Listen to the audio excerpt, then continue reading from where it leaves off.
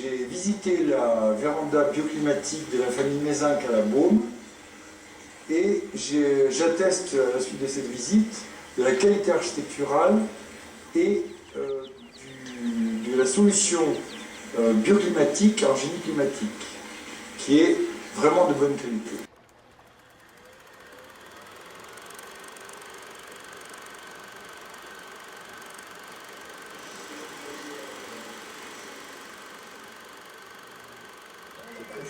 Du pays du Gouèche qui a été réalisé, je pense qu'on n'a pas très bien compris qu'il n'y avait pas dedans de recette de cuisine.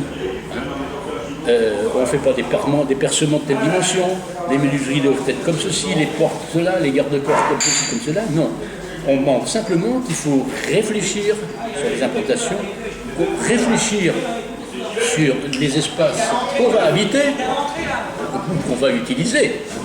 Quel soit, c'est l'usage de la chose. Et les usages de maintenant ne sont pas les mêmes que ceux d'autrefois.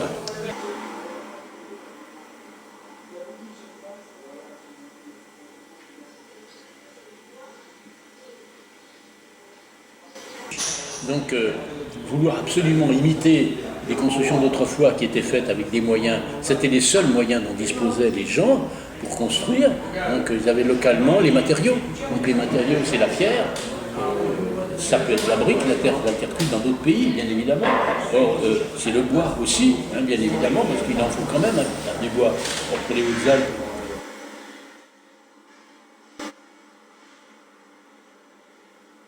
Qui prouve des échanges nombreux aussi, pour dire qu'en fait, l'enrichissement d'un pays, il était fait par les échanges.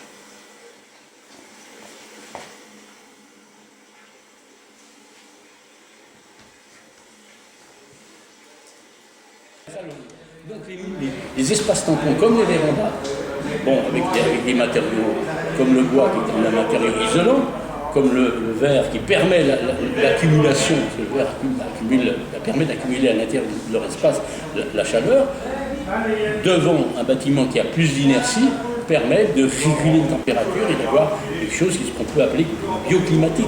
Voilà.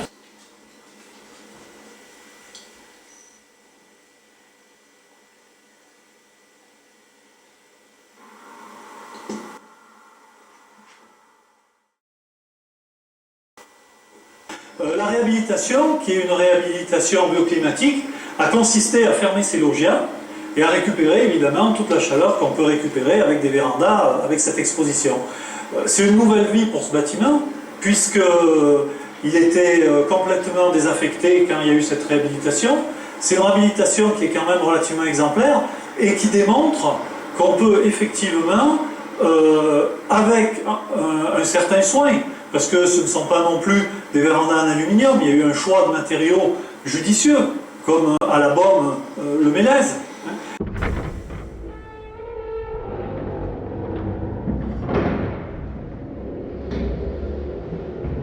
Et la notion figée qu'on a dans notre culture occidentale actuelle, de dire maintenant c'est comme ça, c'est pas vrai. C'est une erreur, c'est se bloquer toute possibilité de sortir du point et d'utiliser les capacités qu'il y a ailleurs pour en profiter.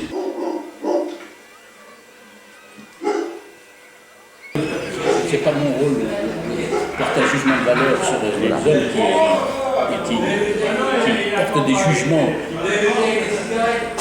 au tribunal, et malgré tout, dès lors on se retrouve avec l'avis convergent de plusieurs consultants, architectes, conseillers, responsables dans les administrations qui vont tous dans le même sens en disant ce qui a été fait, mais c'est très intéressant, ça va dans le sens du progrès, il n'y a pas d'atteinte au sens du terme à l'espace environnant.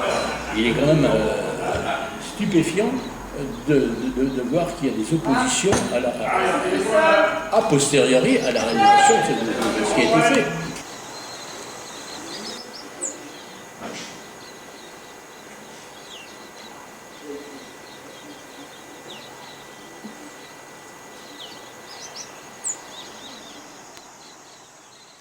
Je pense que le matériau choisi et les proportions de cette véranda sont parfaitement compatibles avec le bâti existant.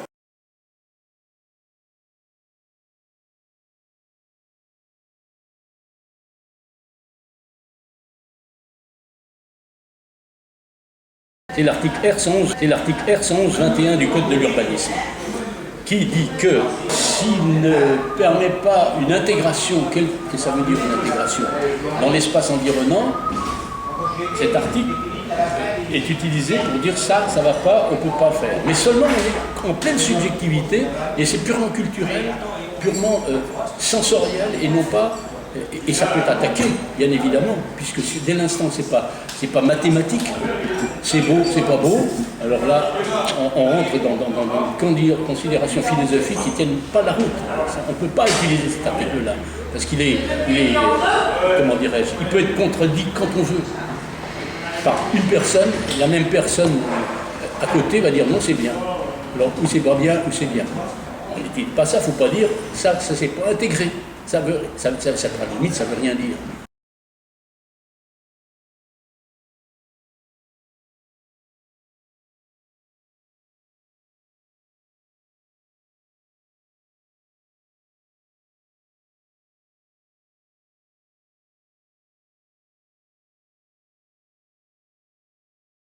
Sur cette commune de la Beaume, il n'y a aucun document d'urbanisme, donc au moins il y a un document d'urbanisme léger.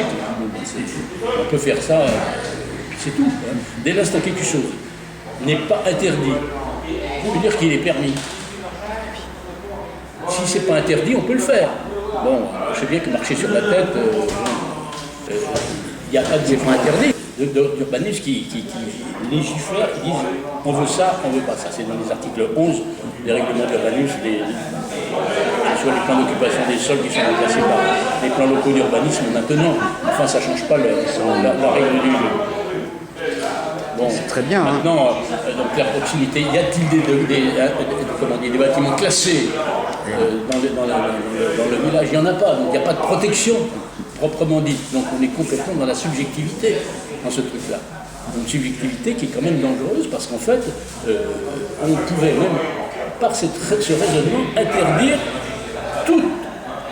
toute construction qui permettrait d'avoir des avantages à la fois financiers pour sa réalisation, et puis pour son usage, bien évidemment, et donc la personne qui veut faire quelque chose sera interdite parce qu'on a dit que c'était pas beau. Ça, alors là, c'est le fait du prince.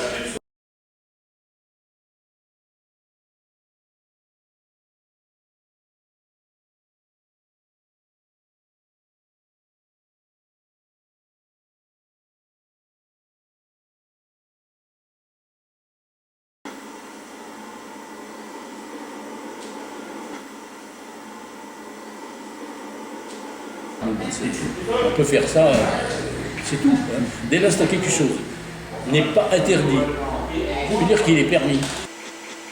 Ça veut dire qu'il est permis.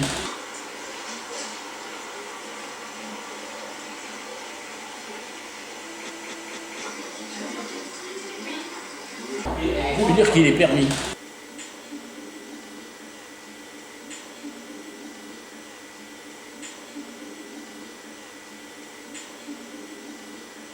Donc maintenant on a l'évolution de la société qui fait que on passe à d'autres moyens et qui sont plus économiques aussi, on passe aussi à l'économie, évidemment.